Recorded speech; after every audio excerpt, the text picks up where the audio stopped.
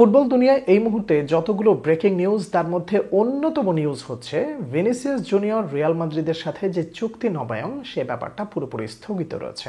এই স্থগিতর ব্যাপারটা নিয়ে শঙ্কা তৈরি হয়েছে ভিনিসিয়াস জুনিয়র রিয়াল মাদ্রিদ ছেড়ে চলে যাবেন না তো, কিংবা রিয়াল মাদ্রিদ কি ভিনিসিয়াস জুনিয়রকে ছেড়ে দেবে, এই ব্যাপারটা নিয়ে মোটামুটি বেশ একটা শঙ্কা তৈরি হয়েছে। এই শঙ্কার পরিপ্রেক্ষিতে আমি কয়েকটা ফ্যাক্ট আপনার সামনে তুলে ধরতে চাই, আশা করি আপনি বোঝার চেষ্টা করবেন। নাম্বার ওয়ান, ভিনিসিয়াস জুনিয়র যেই পরিমাণ বেতন প্রত্যাশা করেছিলেন প্রতি মাসে, সেই বেতনটা আপাতত রিয়াল মাদ্রিদ তাকে দিবে কি দিবে না এই জায়গায় একটা শঙ্কা আছে। তার কারণ হলো ভিনিসিয়াস জুনিয়রকে ওই স্যালারিটা দেওয়ার আগে স্যালারি মানে যেই ইয়াটা আছে, এই স্যালারির জায়গাটা থেকে অন্যান্য প্লেয়ারদেরকেও তো স্যালারি দিতে হয়। তো ভিনিসিয়াস যে প্রত্যাশাটা করেছেন সেই প্রত্যাশাটা তার দিক থেকে যৌক্তিক হলেও রিয়াল মাদ্রিদের স্যালারি অবকাঠামো ব্রেক হয় কিনা এইটা ম্যানেজমেন্টকে সবার আগে ভাবতে হবে, নাম্বার ওয়ান। নাম্বার টু হচ্ছে ভিনিসিয়াস জুনিয়র যেটা চাচ্ছেন সেটা তাকে এই মুহূর্তে দেওয়া হবে কিনা এটা রিয়াল মাদ্রিদ কর্তৃপক্ষ বিবেচনা করবে ডেফিনেটলি। সেই সাথে ভিনিসিয়াসের এই মুহূর্তে যে পারফরমেন্সটা তিনি একটা বছরে দেখিয়েছেন, এই একটা বছরের পারফরমেন্সটা একটা এক্স ফ্যাক্টর হয়ে সামনে দাঁড়িয়েছে। এখন এই পুরো বিষয়টাকে মিডিয়া একটু অন্যভাবে প্রচার করার চেষ্টা করছে যে আসলে ঘটনাটা বোধহয় অন্যদিকে যাচ্ছে, কিন্তু ঘটনাটা আসলে ওরকম নাও হতে পারে আমার ব্যক্তিগতভাবে। তার কারণ হলো ভিনিসিয়াস জুনিয়র রিয়াল মাদ্রিদের জন্য যেটা করেছেন এবং সে তার ওই পজিশনে এই মুহূর্তে গোটা ওয়ার্ল্ডের মধ্যে ওয়ান অফ দ্য বেস্ট একজন ব্যক্তি, এবং তিনি দলের জন্য যা করতে পারেন সেটা নতুন করে আর বলার অপেক্ষা রাখে না। রিয়াল মাদ্রিদ ডেফিনেটলি তার এই চাওয়াটা বিবেচনা করবে। তবে এখানে একটা মেজর ব্যাপার আছে, সেটা হলো স্যালারি যে ক্যাপ, এই জায়গা থেকে যদি নতুন করে কেউ চলে যায় সেই জায়গাটা খালি হবে এবং আস্তে আস্তে স্যালারি ক্যাপটাকে ভালো করে ফিট রাখতে হবে। অবশ্যই এমন পরিস্থিতি রিয়াল মাদ্রিদ কখনো তৈরি করবে না যেটা বার্সেলোনা তৈরি করেছিল। বার্সেলোনার সাবেক প্রেসিডেন্ট বার্তিমেউ, তিনি কিন্তু একেবারে মুখস্থ বলেন আর যেভাবেই বলেন প্রচুর পরিমাণে স্যালারি দিয়ে দিয়ে প্লেয়ারদেরকে রেখেছিলেন এবং পরবর্তীতে এই ধকল কিন্তু ক্লাবকেও সামলাতে হয়েছে। তো রিয়াল মাদ্রিদ কখনোই এই ধরনের সিদ্ধান্তে যাবে না যেটা ক্লাবের জন্য ক্ষতিকর। রিয়াল মাদ্রিদের হয়ে ভিনিসিয়াস জুনিয়র সর্বশেষ এক বছরে যে পারফরমেন্সটা করেছেন, অর্থাৎ এই সিজনটায়, সেই সিজনে রিয়াল মাদ্রিদকে খুশি হতে পারবে না। একই সাথে রিয়াল মাদ্রিদ কিন্তু অখুশি এটাও কিন্তু না, কিন্তু ঘটনা হলো পুরো দল যখন একটা বাজে পরিস্থিতির মধ্যে দিয়ে যায় তখন যে কোনো একটা মেইন ম্যানের উপরে একটা প্রেশার পড়ে। দেখবেন এই মুহূর্তে এই পুরো ব্যাপারটা স্থগিত থাকবে, এটা খুবই স্বাভাবিক ব্যাপার। এবং এই মুহূর্তে এটাকে রেনিউ না করলে তার হাতে তো সময় আছে, বিশ্বকাপ পর্যন্ত তিনি বিশ্বকাপের আগে তো চলে যাচ্ছেন না, 27 সাল পর্যন্ত রয়েছে। সেটাকে 29 হোক 30 হোক যেটাই করুক না কেন, রিয়াল মাদ্রিদ কর্তৃপক্ষের হাতে ভালো সময় আছে।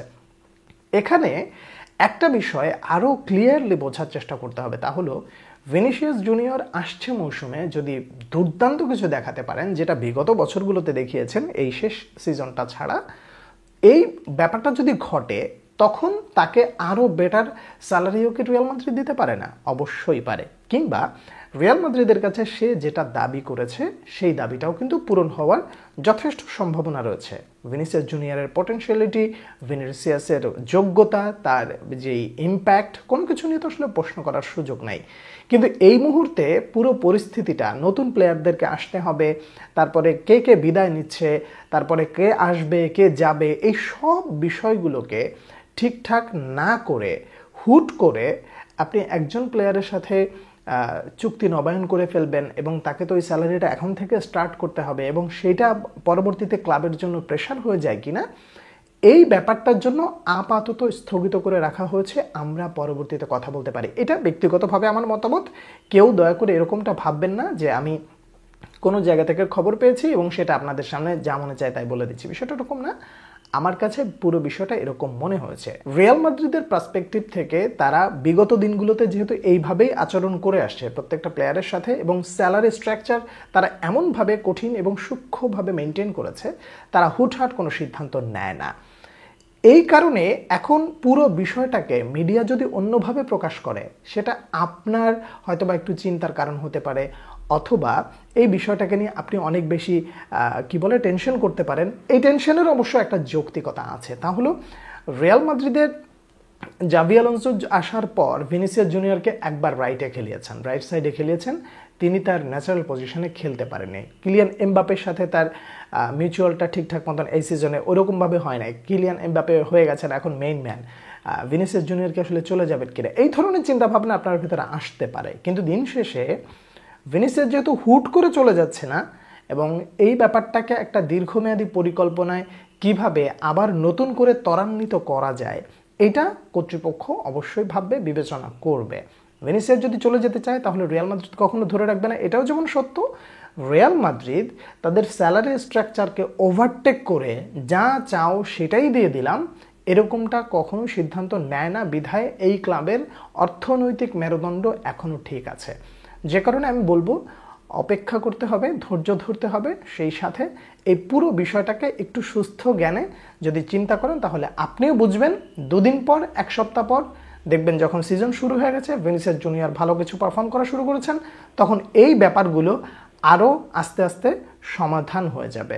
নতুন সিজন শুরু হওয়ার আগে লা লিগায় প্লেয়ার রেজিস্ট্রেশন থেকে নিয়ে শুরু করে স্যালারি স্ট্রাকচার 100% ফিট না রেখে রিয়াল মাদ্রিদ নতুন করে এমন কিছু দাবি পূরণ করবে না যেটা পরবর্তীতে ক্লাবকে প্রেসারে ফেলতে পারে। এই হচ্ছে ভিনিসিয়াস জুনিয়রের বর্তমান পরিস্থিতি সম্পর্কে আমার ব্যক্তিগত অবজারভেশন। আপনারা কে কি মনে করছেন জানাবেন। পরবর্তী ভিডিওতে আবার দেখা হচ্ছে আপনাদের সঙ্গে। সে পর্যন্ত অনেক অনেক ভালো থাকবেন। আল্লাহ হাফেজ।